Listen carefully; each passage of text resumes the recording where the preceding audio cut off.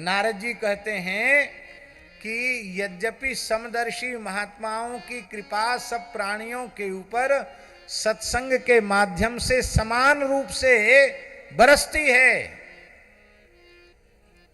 किंतु नारद जी कह रहे हैं दरिद्र सेव युज्यन्ते साधव समदर्शिना, समदर्शी साधुओं की कृपा धनहीन व्यक्ति में ही फलित दिखाई पड़ती है। आपको बुरा लगे तो लग जाए, हमें इसकी कोई परवाह नहीं है, लेकिन हम देखते हैं अत्यंत गांव के गरीब निर्धन लोग भगवान की शरणागति लेते हैं, वैष्णव संस्कार ग्रहण करते हैं, तो जीवन पर्यंत निष्ठापूर्वक पालन करते हैं। और बड़े अधिकारी, ऑफिसर, सेठ, साहूकार, अमीर कंठी तो ले लेते हैं, कितनों के गले में कंठी नहीं है, मस्तक पर तिलक नहीं है। जब कंठी तिलक इतने ही चिन्ह धारण नहीं कर सकते तो मंत्र का जब तो कोसों दूर चला गया। कान खोलकर सुन लो, वैष्णवी संस्कार ग्रहण करने के बाद किसी विशेष अपरिहार्य परिस्थिति में पड़ करके यदि 3 दिन से ज्यादा आपने अपना नित्य नियम छोड़ दिया तो वह इष्ट के प्रति, मंत्र के प्रति, गुरु के प्रति अपराधी हो जाता है और पुनः संस्कार मरहति, उसका पुनः संस्कार होना चाहिए। इसलिए वैष्णव मंत्र में सूतक नहीं लगता और वैदिक कर्मों में विराम लग जाएगा जातक सूतक मृतक सूतक के समय, पर वैष्णव मंत्र में सूतक का स्पर्श नहीं होता। इसलिए राम मंत्र, कृष्ण मंत्र, नारायण मंत्र जो भी आपको परंपरा से मिला हो वह मंत्र सूतक के समय भी जपिए। कोई ये लिख करके नहीं दे सकता है कि सूतक के समय नहीं मरोगे। सूतक में ही मौत आ गई तब क्या करोगे? जातक सूतक मृतक सूतक में ही मर गए तब क्या करोगे? मंत्र का जप नित्य अपने इष्ट से संबंध है, श्रद्धा पूर्वक मंत्र का जप। हम देखते हैं गरीबों को सत्संग का लाभ ज्यादा होता है। महाराज जी हम आपको क्या कहें, कई वर्ष हो गए वहां गए नहीं, कभी फिर से जाने की इच्छा है। हरदा जिले में, मध्य प्रदेश के हरदा जिले में एकदम घनघोर जंगल में एक गांव है उसकल्ली। उस गांव में महाराज जी कथा हुई भागवत जी की, और जंगली आदिवासी लोग ही सब सुनने आते थे। दूर दूर तक कोई शहर नहीं, कोई गांव नहीं, वही जंगली लोग, घोर जंगल। सीताशरण जी गए थे कि नहीं गए? ये नहीं गए, जुगल जी गए थे। हम वहां हमको पता चला कि यहाँ जंगल के लोग, गांव के शहर के लोग जो है खदेड़ देते हैं गायों को भर के जंगल में, और जंगल के लोग गायों को पकड़ पकड़ करके ट्रकों में लदवाते हैं। उनको कुछ बहुत कम पैसा, एक गाय पे शायद 100 रुपये 50 रुपये ऐसा कुछ मिलता है। गरीबी है तो उसी से वो लोग गायों को लदवाते हैं और ये होता है। बड़ी पीड़ा हुई हमको। और कसाईयों के कुछ एजेंट बन गए थे। जंगलों में ईसाई मिशनरियां धर्मांतरण भी बड़ी तेजी से कर रही हैं। महाराज जी उस एक कथा का ऐसा प्रभाव हुआ कि जो उन तस्करों का सहयोग करते थे रुपए के लालच में, वो सब गोभक्त हो गए, उनका खान पान पवित्र हो गया। और आज वहां उस गांव में वनवासी लोगों के द्वारा विशाल गौशाला का संचालन हो रहा है। विशाल गौशाला का संचालन हो रहा है। आज भी वहां के लोग मिलते, महाराज जी कब आएंगे, आपकी प्रेरणा से वहां के लोग गौशाला चला रहे हैं जंगल में। कितने शहरों में कथाएं होती हैं, हम प्रत्येक कथा में गाय की सेवा की बात कहते हैं, पर कितने लोगों पर असर पड़ता है। उस वनवासी क्षेत्र के लोगों में एक बार कथा हुई और एक बार की कथा का इतना प्रभाव हुआ कि वे सब गोभक्त हो गए, उनका खान पान पवित्र हो गया, उनके तिलक कंठी हो गया और वो सबके सब गोभक्त हो गए। अब एक प्रश्न है, बड़ा महत्वपूर्ण प्रश्न है गिरधर जी, कि आयोजन तो सब धनी मानी लोग कराते हैं और फायदा धनी मानियों का न होकर गरीबों को होता है। तो अब धनी मानी लोग हाथ खड़े कर देंगे, बोले बाबा जी अब हम न बुलाएंगे न कथा कराएंगे, अब हो गया काम। ये धर्मशाला, गौशाला और ये सब बड़े बड़े काम कौन लोग करते हैं? धनी मानी लोग करते हैं ना, जिनके पास सामर्थ्य वही तो करते हैं।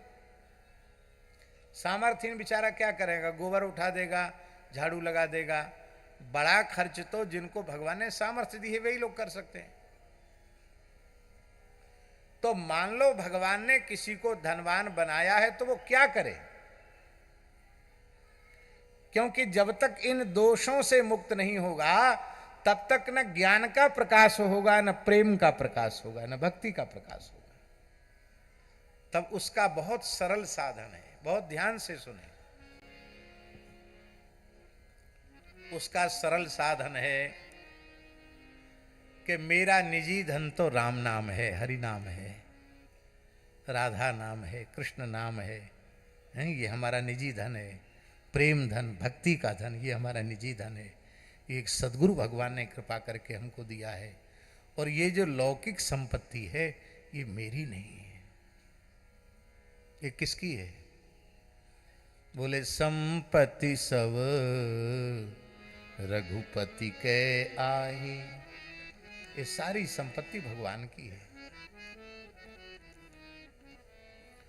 जब मेरी होगी, महाराज जी, जब मेरी होगी तब ना दोष आएंगे, और जब भगवान की है तो दोष क्यों आएगा?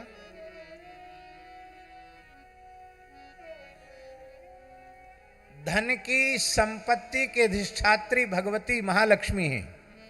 और महालक्ष्मी किसकी है? भगवान की है कि नहीं? तो सारी संपत्ति भगवान की है। बस ये स्वीकार कर लो तो धन का कोई दोष, तुम्हारे धनवान होने पर भी धन का कोई दोष तुम्हें छू नहीं सकेगा। ये सब भगवान का है, ये स्वीकार कर लो। और निश्चित भगवान का है, इसमें संदेह नहीं है।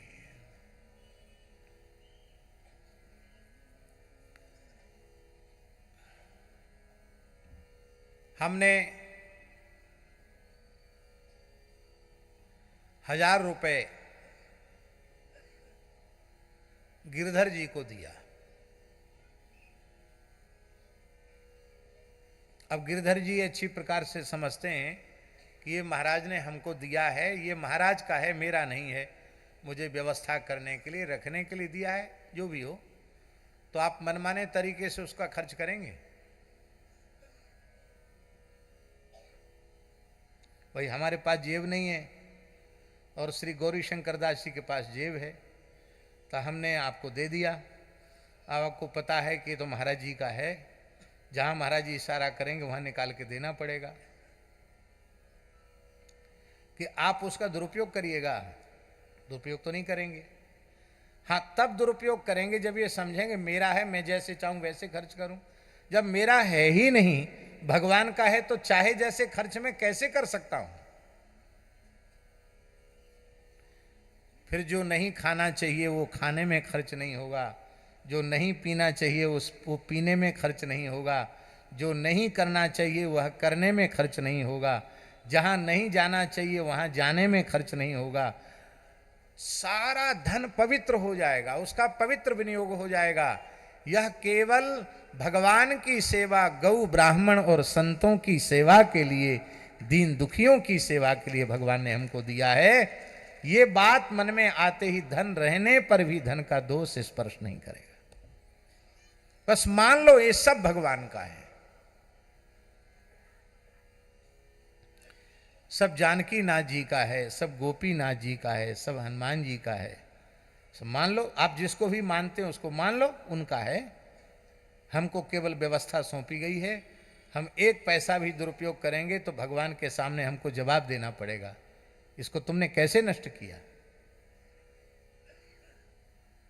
अब महाराज जी केवल रुपया नहीं, कोई भी वस्तु सब भगवान की है, तो उसके सर्वोत्तम उपयोग का तो हमें अधिकार है, पर उसके दुरुपयोग का अधिकार हमको नहीं है।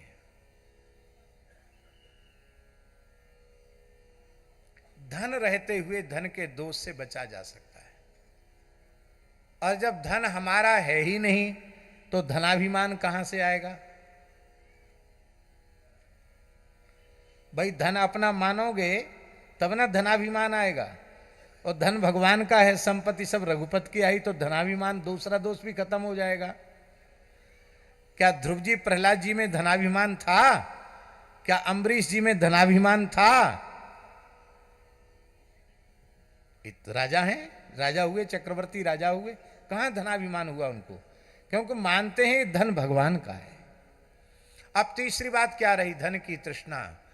जब धन हमारा है ही नहीं तो उसकी तृष्णा कहां से आ गई? हां, आएगी जरूर तृष्णा। कौन से धन की? शेष भगवान, शेष जी को जानते हैं ना आप लोग? नहीं जानते हैं? 1000 फण वाले शेष नाग जी, भगवान संकर्षण शेष जी, बड़े भारी लोभी लालची हैं। बहुत तृष्णा है उनके भीतर। किस चीज की तृष्णा है? नाम जप की तृष्णा है। वो अपने 1000 मुखों से 2000 जिह्वाओं से निरंतर हरि नाम लेते रहते हैं। निरंतर 24 घंटे लेते हैं नाम। पलक गिरने में जो समय लगता उसके आधे क्षण के लिए भी, निमिषार्ध के लिए भी विराम नहीं देते, निरंतर नाम जपते रहते हैं।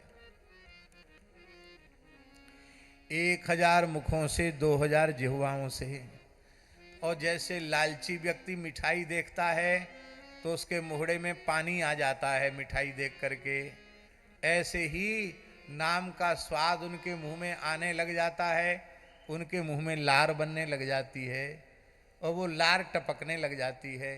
तो टपकती हुई लार को शेष जी अपने समेटते नहीं हैं।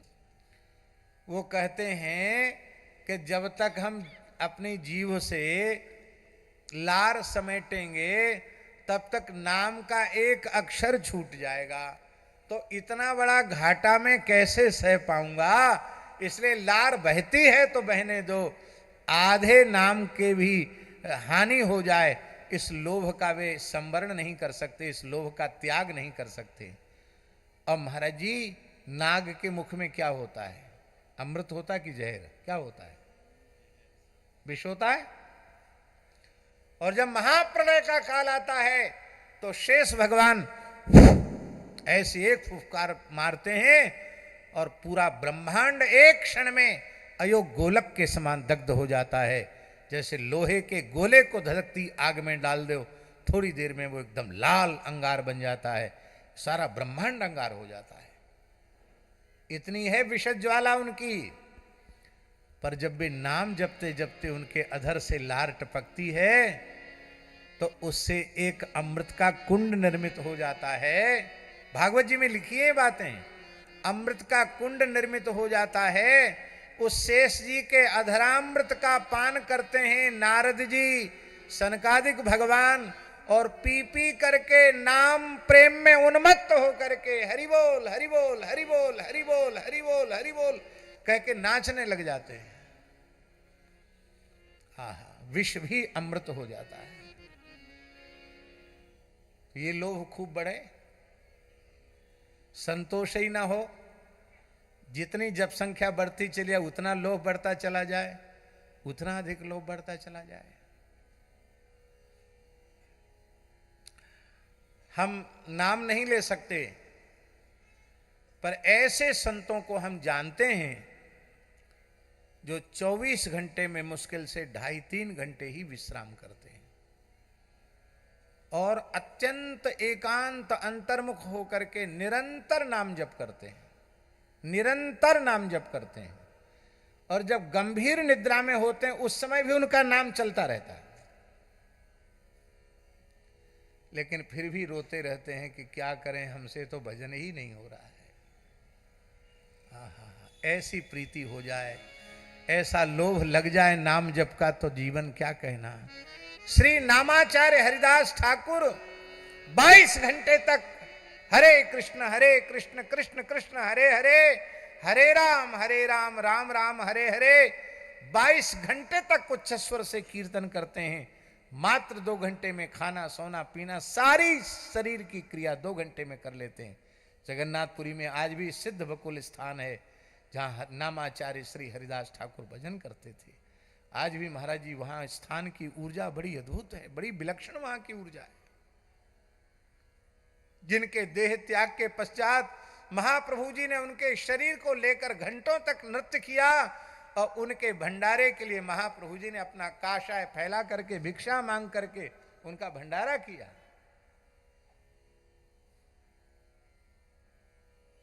हम ये नहीं कहते कि जगाई मधाई के उद्धार में महाप्रभु कारण हैं, लेकिन हम बड़ी विनम्रता से कहते हैं महाप्रभु की कृपा का भाजन किसने बनाया?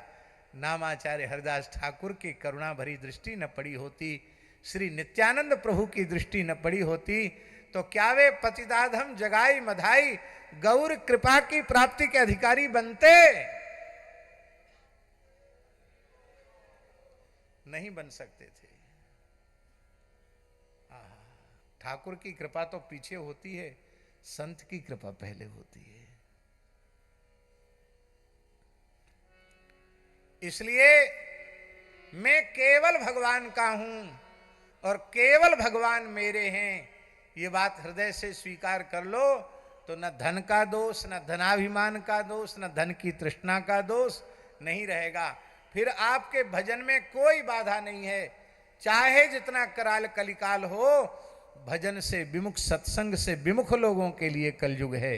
जो नाम जप में लगे हैं, कथा कीर्तन में लगे हुए हैं, उन लोगों के लिए कलयुग नहीं है।